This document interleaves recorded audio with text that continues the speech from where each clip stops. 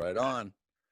Yeah, I'd love to, anything you're doing, anything, you're involved with, I'd love to be able to promote it any way I can and Sure. all that jazz. And I am so jealous of that hair. I used to have hair. I have a picture, man. I used to have Roger Daltrey back in 89 and 90 down here, a lion's mane. Don't be jealous of this. My wife says I look like a crazy old lady, but honestly, it's like John Lennon, until there's peace on earth, I ain't getting it cut. And this is my last haircut was February, my last trip to Canada. So it's just, and I'm unemployed right now. I mean, I walked away from my job because it was the fifth set of managers, and I literally picked up my laptop, walked out of the office, got in my car and drove away. And it was the best thing I ever did. Oh, God bless you. Yeah. So I'm in between jobs now and just trying to wait out this COVID, but it's truly released a creative side. Yeah, no, that's great. Actually, same thing. My company was bought out twice. I was furloughed in April. I was brought back in the end of July, just so they could give me 30 days under, they got rid of everybody. It's a horrible thing. But yeah, we're not alone, man, and we haven't even begun to see the culling that's going to take place in American industry, and especially white collar. So it's sad, but the way I do it, my Catholic roots are I pray, I hope, and I won't worry. Padre Pio. So that's the way I would. Yeah, that's all you can do right now. Yep. I got 2 healthy kids, so I'm a happy guy. That way, I wish I had brought him into the world 50 years ago, but that's a different story altogether. Sure. So what I'm going to do is I'm going to kick it off. I've got like I said, an open that I think you'll like. Cool. And we'll start with the alumni stuff. And so I'll do the introduction. And thanks for the opportunity, man. Oh, you kidding me? I'm thrilled honored. to. I'm honored. So nobody's ever interviewed me, by the way. I don't think in my whole career. Well, you know what? It's because you make everybody else sound like Mickey Mouse when they're. I always get this. Oh, you got a great voice, blah blah blah. Then I listen to you, and I'm like, yeah, I'm Mickey Mouse. That's No, you're not. The damage I've done to my voice over the years, and I'm exploring new depths, as you know, in my voice. But I'll tell you what, Van Morrison is something would be right up your alley. Ooh, consider that considered. Yeah. I'm a like my father told me when I was a kid, I was an old soul. Well, now I'm actually old. Yeah. But I'll tell you what, I was a big Van Morrison fan for years, and I think that's something you do well with. So. Okay, I'm going to look into that. Yeah, because I've been doing Beatles, Bush, Pearl Jam, Oasis has been a new kick. Little Neil Diamond, REM. Those are my wheelhouse songs. So. I'll tell you what. And like I said, are you on Twitter or no? No, I was on Twitter for a total of 3 days. I literally only tweeted once, and my first tweet was, I hope this tweet doesn't offend anybody. I retweeted like 8 tweets about Greta, the environmental girl, and how. Oh, yeah. And they just jammed me, bounced me, and I was done. And that's it. And just, wow, I haven't missed nothing. Twitter has become just an echo chamber of the blue check mark, and I got other things to do. And there's many, many worthwhile things that are more intrinsic in terms of reading and listening to than going on Twitter.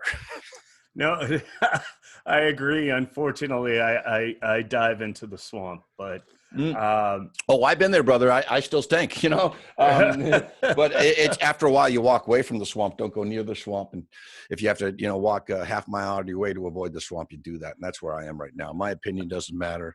I know my vote was counted, or at least I hope it was, and there's nothing we can do. And as a historist, I'm not a historian. I'm a historist. It's just, I try to look over the horizon, and I see a bad moon horizon. Credence. I'll tell you, I unfortunately agree with you. Yep. That's why I've had offers, and I've decided not to do anything until stuff starts going on. I'm just making a note. And your articles, by the way, are fantastic about the Bruins. Oh, thank you. And you know what I like about you? You got balls. And you'll say what fans are thinking, and you'll call out the right people and salute the right people. Thanks. I appreciate that. And I actually, we had a crazy thing go on. My publisher kind of went nuts. He was building me a home studio one week, and the next week he was gone, just gone. Wow. So I didn't touch the website for almost 9 months because I was afraid if there was, he said, I'll just give it to you, which, I didn't know what obligations he had or anything like that. So we'll be, I cleaned all that up. We'll be getting after that after the first of the year. Hopefully we have some hockey to do. So, all right, let's save it for the show. What I'll do is I'll introduce you, and it's all yours, man. Thanks, man. Give me there's a 3, 2, 1. Hey, everybody. Kevin here from BSD. I'm happy and honored to be joined by a guy that is known as the play-by-play voice of the Bruins alumni squad, but so much more. He's a 5-time Emmy Award winner. He just released his first recording, a song that was released on the 22nd of December. And if I've ever seen a true Renaissance man, it is this guy. Mr. John Horrigan, thanks for taking the time. Kevin, thank you so much for those kind words, and I appreciate it. Now, let me ask you this. You've been involved with the alumni for a number of years. How'd that come about? Was it serendipity, or was it something that you sought yourself? It fell out of the sky, man. Serendipity. That's correct. Just a little backstory on how I got to the position was I had done high school hockey starting with Dedham High in 1984. Never called a hockey game in my life. Then I became Norwood High School's hockey play-by-play guy. So I was traveling between Dedham and Norwood. And then I started doing Newton North and Newton South hockey, a little Westwood hockey as well. And I was a four-sport guy: baseball, basketball, football, hockey. And then it was in December 5th, 1993. There was a celebrity game between ex-members of the Boston Bruins and NHL alumni at the Portland Civic Center, whatever it's named today. And Cleon Daskalakis, who was one of many who was responsible for my professional career, he said, "Do you want to do it?" And I did play-by-play, and I thought I stunk, but they said, "Well, why don't you come back for some more?" And that was in 93. And I did these pickup celebrity games. I used to call them scab games throughout the 90s and in the early part of this century. And then it was Bob Sweeney who said, "Hey, why don't you start doing some alumni games?" And he hooked me up with Paul Stewart. We did some Russian Freedom Cup games. And then they brought me on board, I think, in 05. So this is my 16th season with them. And man, oh man, what a great ride it's been. And that's where I am here today. And then after that, I guess a promoter out of Canada, Steve Walton, started bringing me out to do NHL alumni, Toronto Maple Leafs, Montreal Canadiens. My friends in Brockville, Ontario, had me do Red Wings events with them, the original 6. So I've been scattered across the pantheon of National Hockey League history. And the only reason I think I got the job is because I memorized their stats, right? I'm a stats guy. I'm a numbers name. The whole world is just one grand equation, right? And I love arithmetic. And I have this short-term flash memory number name association, and that helped me not only in memorizing biographies, but also names for rosters as well. Because sometimes I only had 15 minutes before a game before I went on an air where I had to have the home team. If we're playing a civic organization or a charity, but to have their roster locked in.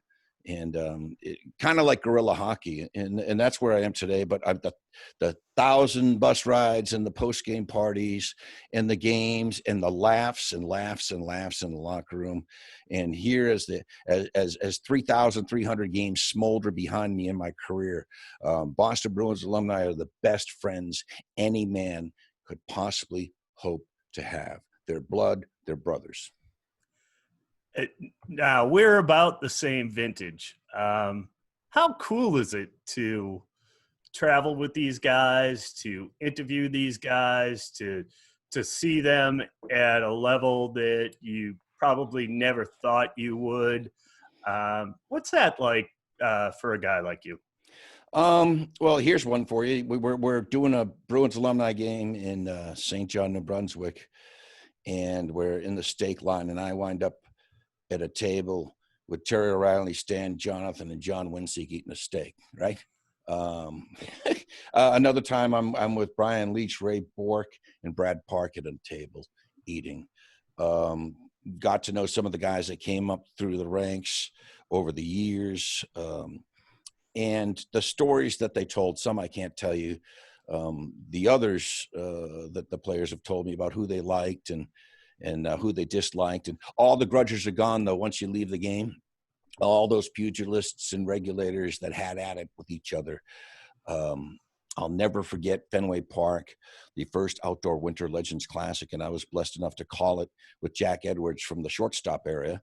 I had pneumonia and bronchitis at the same time, and I don't know how I pulled it off. I thought I was going to faint, not out of fear, stage fright, but just because I could barely stand. But I remember seeing Terry O'Reilly's locker was next to Dave Schultz, and I don't think they had spoken in 30 years. Jeez. And there was talk about why would you do that? And all of a sudden I look over and Schultz comes in and Terry O'Reilly comes up to him, and it's like the Clantons versus the Earps at OK Corral. Who's going to shoot first? And it was Taz, the good night.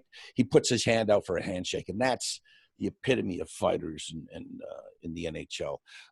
Another guy that I know that I respect immensely, and he's one of the best military historians I've ever met, is Knuckles, Chris Nyland. And you can say what you want about Knuckles, but boy, he's genuine.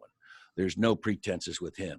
You know, you see the ingredients and you get the ingredients. But conversations with Ray Bork, I've traveled so many places with Ray, and just understanding him and just seeing the old adage that the higher you are, the better person you are. Ray's a Hall of Fame person, and yeah, he played hockey, okay, but just seeing him sit for hours signing autographs, and he never, and I told him this, you never saw the joy on these men's and these women's and these kids' faces after you sign for them or you take a selfie with them. So that was great. And I was thinking the other day is I've had scraps and bust ups with some players, right? And where I remember Kenny Linsman after a softball game down on the Cape, late 90s, I said something and I ragged him, and he grabbed me by my lapels, put me up against the backstop, said, "Don't you ever, I would beat the crap out of you right now, John, if I didn't respect you as an artist." And then he let me down and he walked away, and I'm thinking, he called me an artist. I wasn't afraid. And then the other thing that happened to me, I was with the Toronto Maple Leafs, and we took an alumni team to see John Brophy. He was in a nursing home in Nova Scotia. And half the guys didn't want to get off the bus. Come on, guys, just see Brophy. Come on. I'm trying to talk to some of these guys because they all had grudges, and Brophy was crazier than I am. And they finally came in and met him and sat with them, and all grudges were let go, and Brophy's face lit up. And then we did a game that night, Antigonish maybe, and I think I had a good call. I don't know. And Tiger Williams walks up to me, and he gets right up to me. He says, "I have been doing these celebrity games," kind of a lisp, "for 25 years, and I've never, ever heard somebody like you." And then he punched me right in my right shoulder. He's a lefty. And I thought it hurt for a week, but then I walked away like, wow, I think that was a compliment. You know what I'm saying? Tiger just punched me.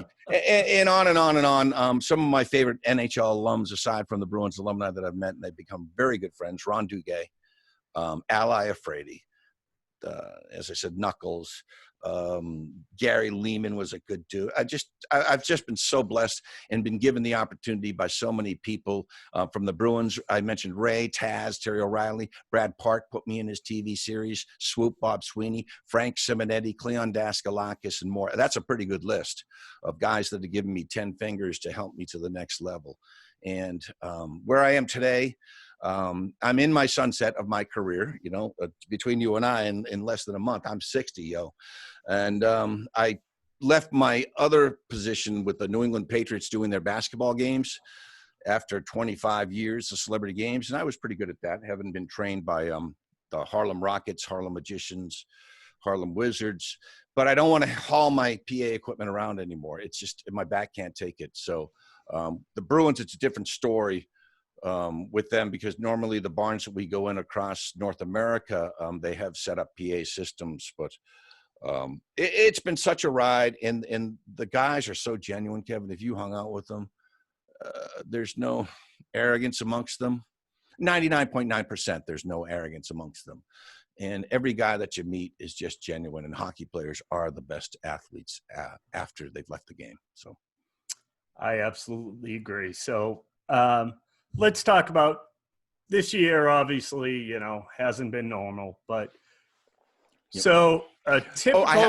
Well, let me just say, I forgot to mention Rick Middleton. Nifty's my boss. Now I'm going to get sacked. If it weren't for Nifty, I wouldn't be here. So I'm sorry, but yeah, go on about that. No. I'll edit that to the front. No, you don't have to. No, I want Nifty to hear that. So let's say a typical trip to, I don't know, New Brunswick or wherever you guys are going. What would that be like? How did you guys travel? Yeah. By bus and vans. You'd have car, 3 or 4 vans. We'd get drivers like Alex Pazanson, and our trainers like Bob Cormier, Frank Walker, Mike Foley. But we go on these luxury bus rides, and we went up to northern Quebec. I think I've called a game in every province in Canada except for the Yukon and the Northwest Territories. And Nunavut, I guess I haven't been there. I was sick when we were going there. But you get into, it's just grueling, Kevin. They put you on a bus, and then your own seat, and they'll play a hockey fight video, and then they'll make you drink beer, and then they'll make you stop to have snacks, and then they'll make you nap. And then you arrive at the hotel and you check in, a nice hotel, and then they make you go down to the bar and have laughs with the guys. And then you get up in the morning and you go to a school, and we're big on anti-bullying. And we're beyond the dare phase. You remember that back several decades ago. Yeah. But it's self-esteem and bullying that the guys will talk about. And I try to tell, kids about my story, how I sat in the high school cafeteria with another geek in our own table at 11:06 a.m. lunch. And that geek at a high school reunion 20 years later returned as a Navy admiral. So that's awesome. Yeah. And I'm still in my taxi getting tips. But it's nice because you get to meet the community, and we go to these rural areas that would never, I guess, have this type of event. And I try to make a show, and I harken back to my comments about my comedy basketball upbringing. I had 600 games, I think I called, started with Marcus Haynes, the Harlem Magicians, the Harlem Wizards, Harlem Rockets, Court Jesters, the Harlem Hoopsters. I've been to Kuwait, Middle East, the Caribbean, doing comedy basketball. And my dear friend Saeed Abdul Muntakim Rainbow was the showman, and for the Rockets and later for the Court Jesters. I remember rooming with him, and he had a fever of 103, and he says, "The show must go on, John." And that night, went out and put on the show. So I always take that in my back pocket, that every single time I go on, make it a show.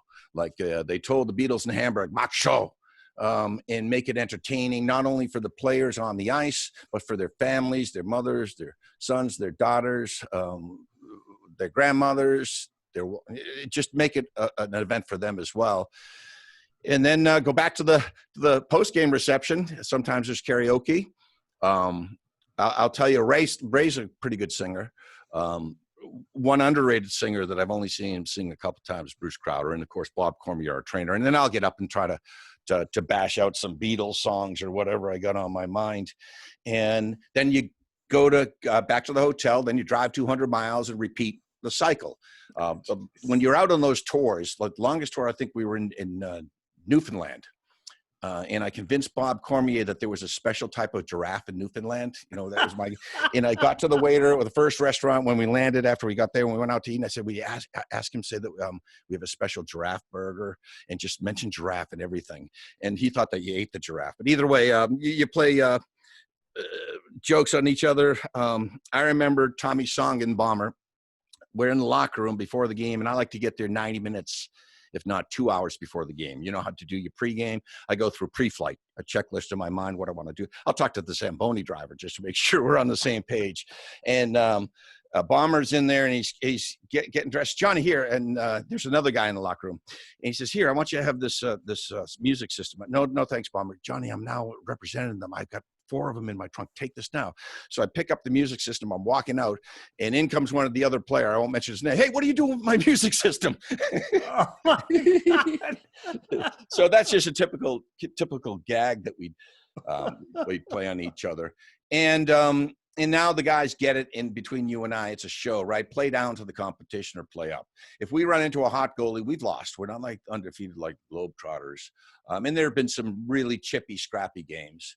But it's like the bubble where we are today, and we'll get to that in a second. Play to the competition, make it a show. And I guess that's my number one goal, is to entertain and try to fool the people into thinking that I know what I'm talking about. Well, you mentioned it. What has COVID done? I saw that there's a truncated schedule this year. I'm sure that it's hurt some of the fundraising. I saw that there was that Alex had stepped up and the games were broadcast on TV or on cable. What has that done to you guys this year? Okay, let me start back to COVID. COVID impacted 5.265 billion people. Every single person on earth was impacted by this. When I left my job, I was suffering from stress, depression, and anxiety. I was working 50 hours a week in my full-time job, doing a TV show, calling games for both the Patriots and the Bruins. And then I was writing and performing for historical societies and other civic organizations' history. So I was on the verge of it, right? My friend always says you walk on the precipice between genius and insanity, and whenever you slip down the backside, you always manage to grab onto a branch. Well, this time I went all the way down the slope, and by the time COVID came around, Humpty Dumpty was back on the wall, except that his glue was and is still drying, right? So nobody saw this coming, I don't even think we've seen the psychological impact of what this has done to human beings, keeping them indoors. I like to say that this has been a year-long blizzard for the New Englanders, and we can endure and we will prevail. So with that said, and the disease and the protocols and the mandates, social distancing, masks, sanitation, everybody's taken a step back, and it's kind of scary to think that I love my rock concerts, and I go to half a dozen concerts every year, to think that you're next to people and you don't know where they've been in all the rooms I've been in. It's frightening. So what Rick Middleton, president of Boston Bruins alumni, who is responsible for my career, what he decided to do is, how can we still make this work for all the fundraisers we do and all the charities that have been our partners for years? And they decided to do the bubble concept, akin to what they did in the NHL. And in Canton at the Ice House, nobody in the audience. Teams are socially distant, 4-on-4, wear a mask. And just all the hockey protocols that you have to, the body checking, you have to lighten up on it and reinvent the game. And Mark Willand is the producer from BostonBruinsAlumni.com, Boston Bruins TV.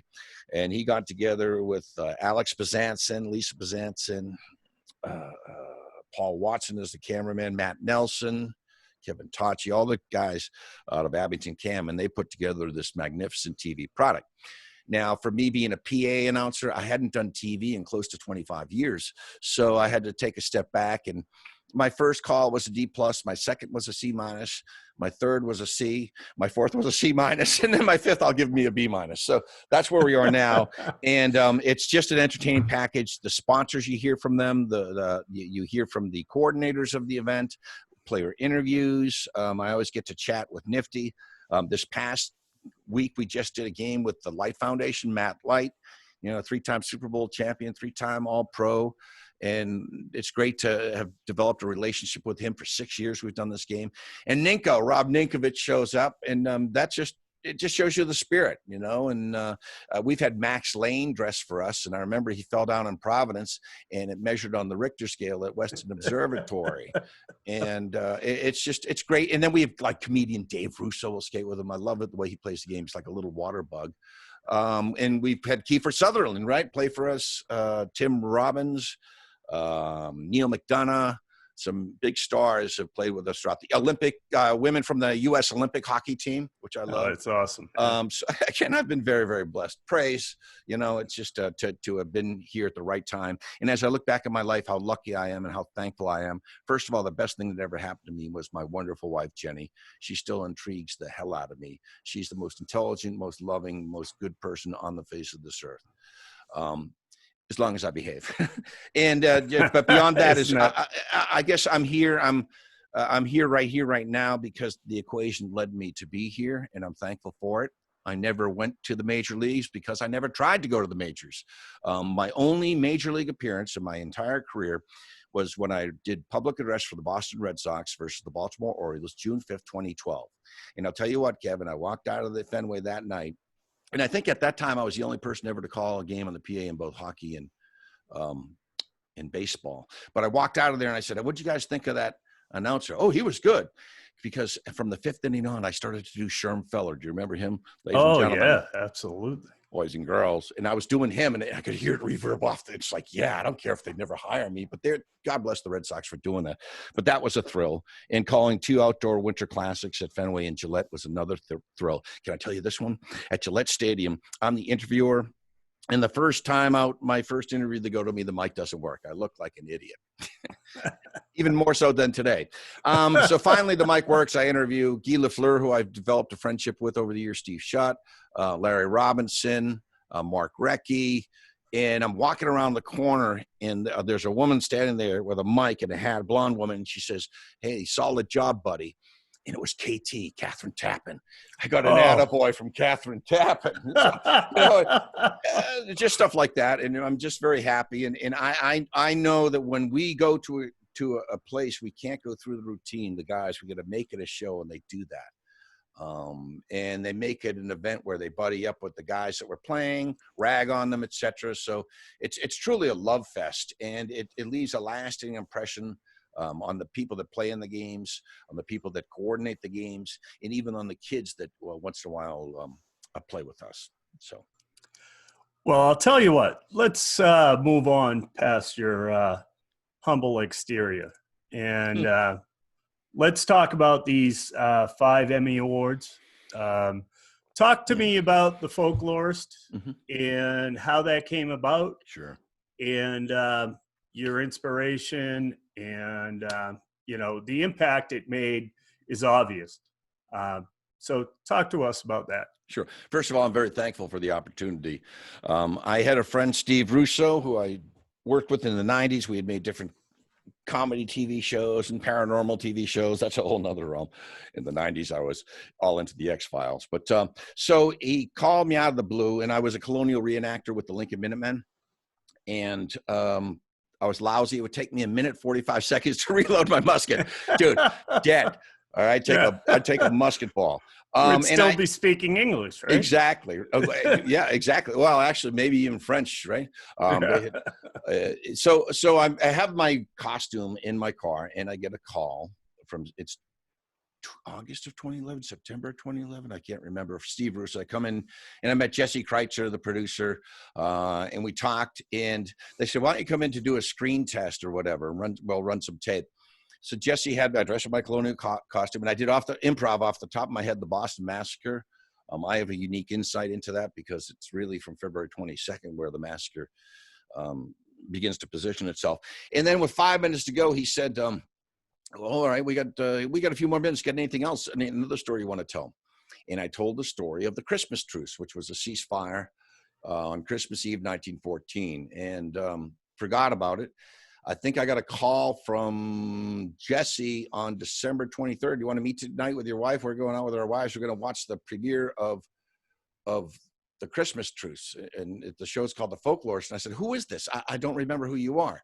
And Jesse had brought in actors and created this whole vibe where my narrative and lit in the studio was interpreted with actors. So they brought in new producers, and we did at the Christmas truce. We'll go on to win Best Promo as an Emmy Award, and I think Best Segment. I can't remember. I should see they're up there. Either way, I have to take them down off the shelf. It's an IKEA shelf, and it's about to collapse after 7 years because of all the hardware. But whenever my self-esteem is low, I look at it. But anyway, so the Christmas Truce wins. Then I go on to win the next year narrator or host moderator. And then the next year we won Best Historical Show. The next year I won for writer and for performer narrator or something like that. When it would end up with 20 nominations, and you know, the half empty guy says I lost 15 times. But I was very, very blessed. I brought a lot of stories that I had from my childhood, including one that impacted my family directly, the Great Brant Rock Fire of April 1941, where my father had photographs when I was a child and they got stolen somehow. But I remember reading about this, and then I found out my great grandmother and my great aunt lost houses in the Brant Rock Fire. And we did something like that. Robert Smalls, Elizabeth Jennings, and just Ape Canyon, which was an alleged Sasquatch attack on a cabin in 1924, and on and on and on. And then, like anything that begins spontaneously, it ends that way. And I moved on and focused on my announcing career, my professional career as a program manager. And I continued to write. I didn't. My lust for history has never ceased. And I like to call myself a historist because I'm not a historian. Because the only letters that follow my name are bills, and or a folklorian. And when we called the show The Folklorist, I was against it. I wanted to call it Journey Through the Past, and that's the title of my new series that I'm working on now. And these folklorists who had degrees, and I'm sorry, but who thought you get paid with a degree in folklore? Sorry. Okay. You're not going to make money. And I'm sorry that you owe $100,000, but they attacked us and tried to get rid of our sponsors, but they failed in getting rid of our sponsors because we didn't have any. So it's done from the heart. I love it. It's given me street cred as a public speaker.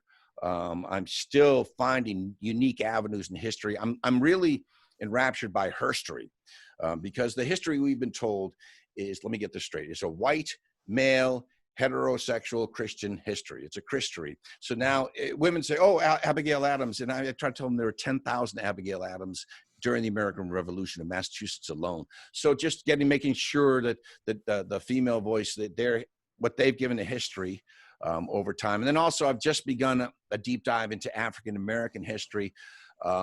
First of all, I'm a baseball stat head, Society of American Baseball Research. And now they're acknowledging, which they should have, the Negro Leagues as a major league, which is real cool. Absolutely. And then the African Americans in the history. This, when we're recording this is Black History Month, and just some of the African American units in World War II. It's so cool. Here's a quick one. Triple Nichols, 555th Parachute Battalion, all African-American regiment, weren't allowed to participate in the war. So they were used to put out fires in the Northwest. And what people don't understand, what was starting these fires was that the Japanese were sending balloon bombs, incendiary devices across through the jet stream from Japan. And these guys, and the mindset was, why don't we drop them into a fire, right? Back then in the military. And these guys put out the fires and kept the secret for years because they didn't want the Japanese to find out that their bombs were actually making the mainland. So it's just cool stuff like that. On and on and on. I go down the rabbit hole of Wikipedia, just like you do. And the history of sports with COVID, I've gone back and looked at old hockey games. You know, of course, the glory days of the Big Bad Bruins, and not only the 70s, the 80s, and the 90s, but some of the early Foster Hewitt games that he called. And it's a beautiful game, hockey is, and it hasn't changed in regard to the calling of it. Successfully, what you have to do is never say a number when you do play-by-play in hockey. If you do that, turn the sound down and send out a roster to the viewer. So you got to know them not only by their number, but also I call them characteristics, indicators. In the pre-skate, when a guy comes out, okay, he's got tape on his left shin. Okay, I can see that from there. Oh, he's got a purple glove there. Okay, fine. Oh, he's got a different Butch Goring helmet. As an indicator, you try to pick them out so you don't depend on the number. And then the line pairings, as they come together, you'll know who is where on the ice. And again, hockey's a symphony, right? Everybody doing their part to make beautiful music together, for lack of a better analogy. Boy, Okay. I straightened that one, didn't I, Kev? Oh, no, I love it. Let's sit back and listen all day. You've got me trapped, as a matter of fact. I am, I'm a guy that is difficult to watch a movie about history with, because I'll say that didn't happen there. That's the wrong date. You've got to be a real pain in the ass when it comes to watching this. Well, no, okay. So my wife just turned me on to Britannia, and I'm Googling, oh, this particular character did exist at this point in time. And if they use modern day vernacular, you know, and the way we speak today, I'm all for that. People have to understand that these humans back 100,000 years ago, 3,000 years ago, 5,000 years ago had the same emotions that we did, the same needs. So I love that. Now, John Adams, for instance, when Henry Knox marched the cannon by Abigail Adams' house, that pissed me off. But Yeah, other than pissed that, me off too. other than that, but it was such Paul Giamatti, please, he pays for that in spades. What an actor. But I like historical movies, even the Vikings. I think that's a great show. Rome was an awesome show. Deadwood was an awesome show. There's just so many. Every time I turn around, if there's a history movie, like the Harriet Tubman movie was good, but they made her into a superhero and put stuff into it that never happened. But just to get the message out about her and her works and all the people on the Underground Railroad is cool. And I'm not a superhero movie guy.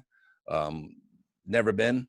So it can be annoying if they get it wrong or if they make a certain character play to how they weren't. But I do love history stuff. And the History Channel, I unplugged from cable. So I walked away from all media. The only thing I need to know right now is the weather, natural disasters. So, but just going back and seeing these historical documentaries, I was Britannia, and I love Celtic history in Europe and the Gauls and Julius Caesar and what was going on in Native America, Mesoamerica, while they're building pyramids, they're building mounds in North America, and just understanding how I got to be here and how we got to be here now. And it's fascinating. We need to look to the past in order to make informed decisions in the present about our future, right? So. Absolutely. Now, let me ask you one last question before we get to your release. What are you working on now? You said you had a future project coming up. Yep. So tell us what you're working on. Sure. Just came off. I did a deep dive on the history of the Pilgrims, understanding that how they came here. The first Thanksgiving took place. I tried to tell people it wasn't mythical, but all the things around that, the gruesome atrocities committed by colonial expansionism. That's one that I just finished up, and I always want to tweak it. And then I did the Christmas truce, the ceasefire of World War I, and a deep dive. But right now, I'm working on something. It's called "It's My Seat," and it's about the freedom ride, not the freedom riders per se, but the women who sat down to stand up for their rights. Starting with Rosa Parks and Claudette Colvin and the other women. I'm doing that for Black History Month, and I'm looking forward to that because we give Rosa the credit, but all the other ladies who did the same thing, I want to salute them as well. And what else am I doing? I'm going to start a new show, I think, Walk and Talk in Football or Walk and Talk in Patriots. Just me, camera, selfie stick, picking out a season because I just saw a video on the 1974 New England Patriots, for instance, and Minnie Macaron. Amazing. And I might do that or one for the Bruins. But right now, to quote a lyric in an Eddie Vedder song, I'll ride the wave where it takes me, right?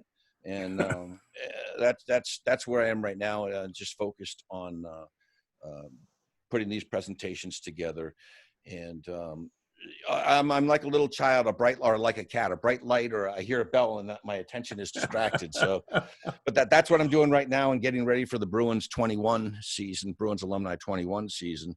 I'm really anxious to do that because it's been a lot of fun with the way they televise it, and they've made it into a marketable show. And I'm just very, very thankful to be a part of that. So, and then I'm singing too. So I'm doing a lot of singing on my apps that I have on my smartphone. So. Well, let's close with that. On the 22nd, you released, I believe, 21st. 21st. Yep. I Believe in Father Christmas, Yeah. Emerson, Lake and Palmer. Yep. First of all, dude, you got the pipes. Like I told you, you embarrassed the hell out of me because most people think I have a voice, and then I listen to you and I'm Mickey Mouse. No. Hey, I'm jealous of you and your writing ability. I can't put two words together. So, and your opinion, and so don't worry about that. I kind of doubt that, but so what do you see going forward as far as recording? What do you think your next project you'll release will be? And tell us about that. Sure. Well, I've been singing karaoke for 30 years. I used to be a karaoke host. And I got this, I want to do anti-John. When COVID came along, I wanted to smash old John, right? And then do the opposite, be the contrarian of what I was. And that means not planning, not writing things down, which has come back to bite me, I should say. But my wife has a calendar on the door. But instead of meticulously planning things out, it's just, like I said, throw the sail up, see where we go. So I got this app on my phone, and I'm a part of a Zoom karaoke group, and this thing called Smule. So this past summer and autumn, it began with me singing in my kayak under old bridges on the Charles River, like the Longfellow, the Anderson. I went underneath the Galen Street Bridge, some old bridges on the Mystic River in Medfield. Nobody's around. Great echo chamber.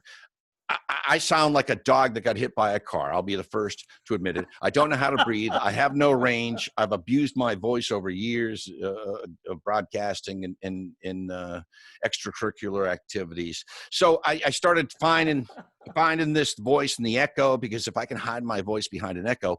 And a friend of mine, he's the guitarist of One Time Mountain, a great composer, great audio engineer. His name is Brian Murphy, and his partner, Kate Eppers. They took me into their recording studio.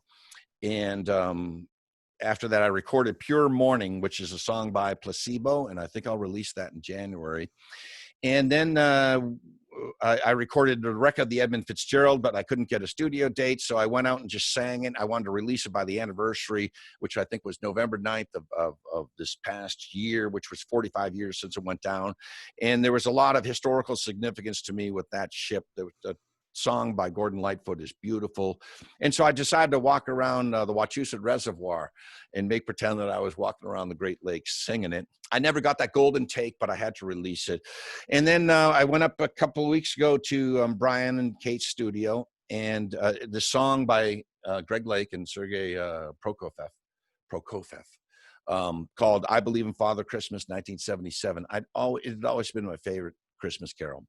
And I wanted to have a bash at it, right? So we went in there, and Brian is such a cool producer. He has your back. He knows your limits right off the bat. Yeah, he knew I can only get this much out of the guy in here. We're gonna make this happen. And okay, sing this verse over, sing this. And I think it was 5 takes max we did, front to backs, and then a couple of things. And then he sent me home. By the time I got home to my house, he had the final mix on it. And so I wanted to release it on the winter solstice and to match images to the lyric itself. And there's a couple of wincing moments for me when I listen to it, but I'm limited. I'm not an opera singer. I'm an aging second-rate sports announcer, right? And old VO artist. And that's where I am today. And what Brian told me is have courage and confidence, and let everything else will take care of it. Just, have the seeds to do it, and do it, sing from the gut, not from your nose or your throat. And that's what I'm learning on. And my next project is my brother-in-law is a big Neil Diamond fan, and he just got out of the hospital. He's making his way back from multiple heart surgeries. And I'm almost there with I Am, I Said by Neil Diamond. And then I want to do an arrangement of a Joan Osborne song with my cousin, although she doesn't know it yet. She's a gospel worship singer and a pianist. And then I'll probably work on some songs by Bush and Oasis. And I like to go way out in the woods, like at the Quabbin Reservoir. You can go for miles, and if you have a signal, this is good singing. And it could sound like a bear in a bear trap, right? When people walking by, oh my God, what is that? But it's me trying to find my range and my pipes and singing it. And you just can't care. I don't care what people think. My wife told me one time, you either have no mirrors or too many mirrors. And I think I have no mirrors. And we have to be fearless in our lives.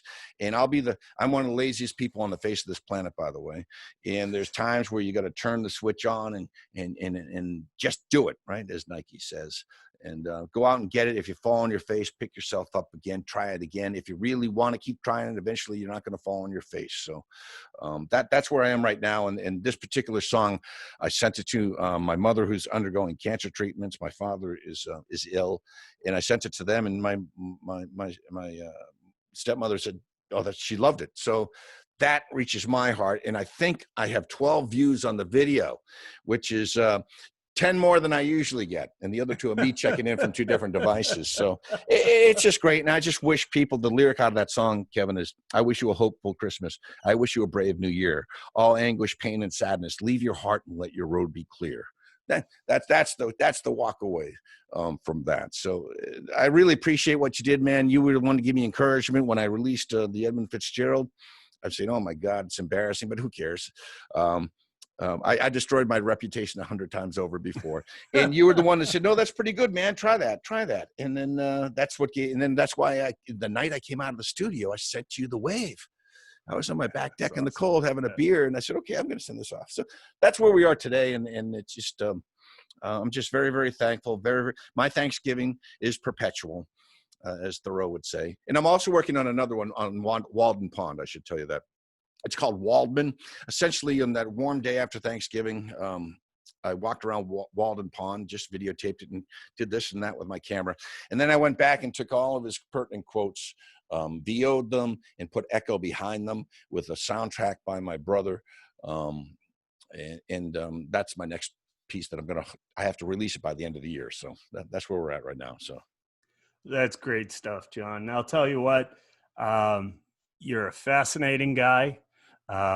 You pretty much know more than I fake to know. And I just want to say, Merry Christmas to you and yours. Happy New Year. And we're going to go out on the dulcet tones of Mr. John Horrigan. Peace be with you. Happy New Year. Merry Christmas, everybody. Stay happy. Stay positive. Thanks, John. Peace, man.